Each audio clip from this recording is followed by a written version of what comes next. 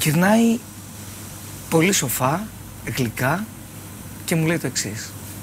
Παιδί μου, έχεις ταλέντο, αλλά δεν με ενδιαφέρει. Αυτό που με ενδιαφέρει είναι τι θα το κάνεις. Ήταν, νομίζω, η πιο σημαντική στιγμή στην πορεία μου της τραγουδοποιίας, γιατί μου ενέπνευσε συνέχεια, συνέπεια και διάρκεια για ένα μέλλον το οποίο ήμουν ακόμα πολύ μικρός για να μπορώ να αντιμετωπίσω. Με τα χέρια ανοιχτά κυνηγάω διαρκώς τη χαρά, κι όταν έρθει η στιγμή την αφήνω να φύγει ξανά για να μην βαρεθεί.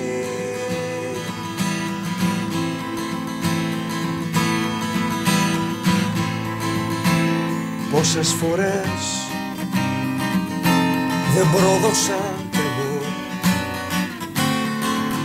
φεύγοντας από εκεί που μου είχαν όλα δοθεί, κι έτσι πλήγωσα αντί να σ' απειλήσω και λυτρώθηκα και νοσταλγώ πάλι εκεί να γυρίσω με τα χέρια. Ίσως κάποιοι διερωτηθούν γιατί απόψε σε αυτή την εκπομπή φιλοξενήθηκε ο Χρήστος ο Θηβαίος. Γιατί ο Χρήστος ο Θηβαίος δεν είναι μόνο ένας καλός τραγουδιστής. Είναι ένας άνθρωπος ριζωμένος από τα γενοφάσκια του στον χώρο της τέχνης, και η τέχνη διδάσκει αγωγή. Είναι ένας επιστήμονας και ένας τραγουδιστής ο οποίος ενδιαφέρεται περισσότερο για τον άνθρωπο και λιγότερο για την τσέπη του. Εκπροσωπεί μια επιστήμη που δίνει ελπίδα και όραμα στο σύγχρονο απελπισμένο άνθρωπο. Αλλά και ως καλλιτέχνης φαίνεται πως θα έχει διάρκεια. Γι' αυτό αφήνω ελεύθερο πάντα αυτό που αγαπάω, με τα χέρια ανοιχτά κυνηγάω διαρκώς τη χαρά, κι όταν έρθει η στιγμή την αφήνω να φύγει ξανά για να μην βαρεθεί.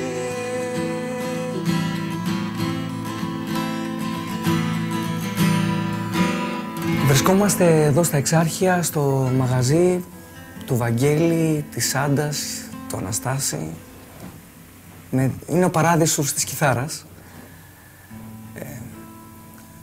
Εδώ στο Γκαγμάκι από πολύ νωρίς ερχόμουν και ζήλευα τις κιθάρες. Τη ζήλευα πώς είναι στο Άμστερνταμ, πίσω από τη βιτρίνα,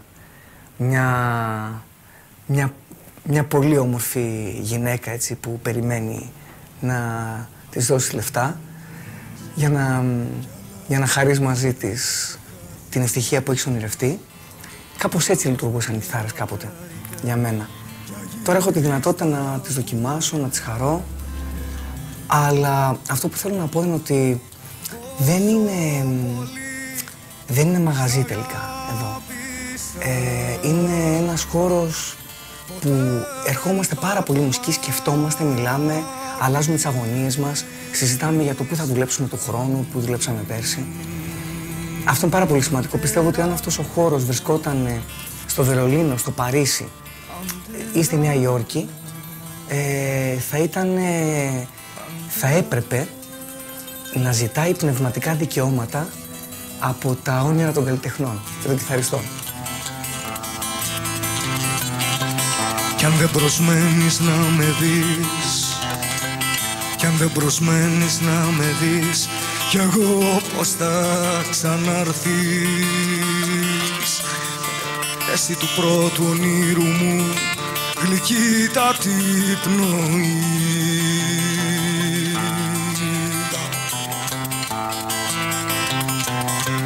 Αιώνια θα το τραγουδώ, αιώνια θα το τραγουδώ, κι εσύ δεν θα το μάθεις. Πως οι στιγμές που μου δοκες αξίζουν μια ζωή.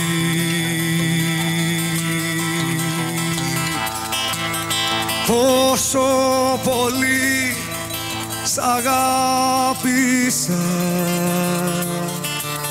ποτέ δεν θα το μάθεις.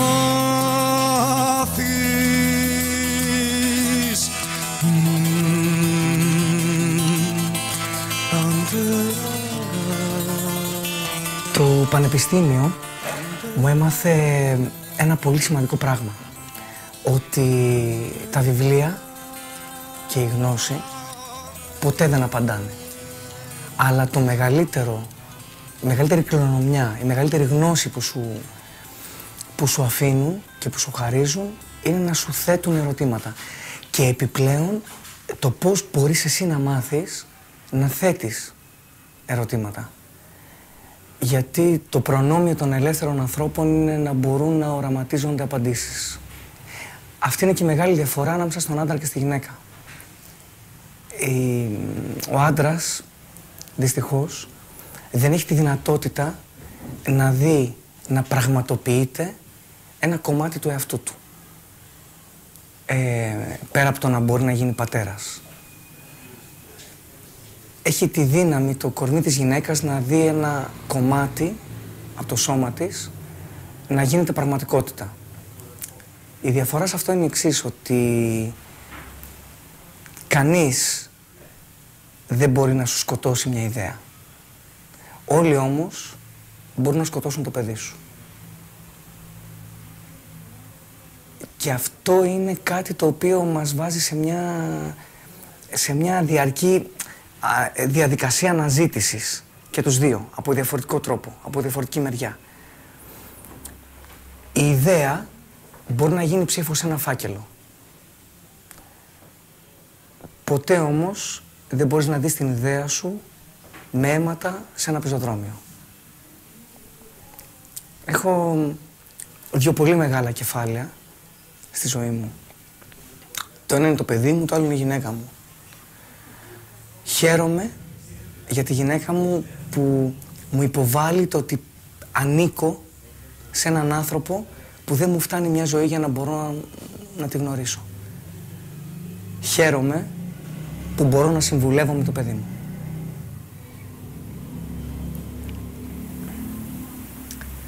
Τελικά, ύστερα από όλα αυτά τα χρόνια, το πιο σημαντικό πράγμα στη ζωή μου είναι οι άλλοι.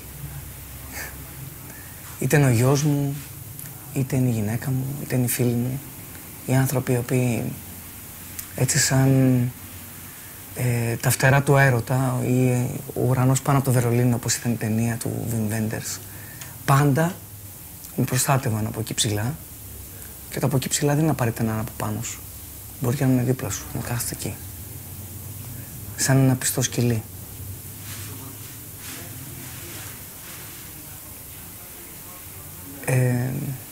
Πάνω σε αυτό έκανα μια σκέψη,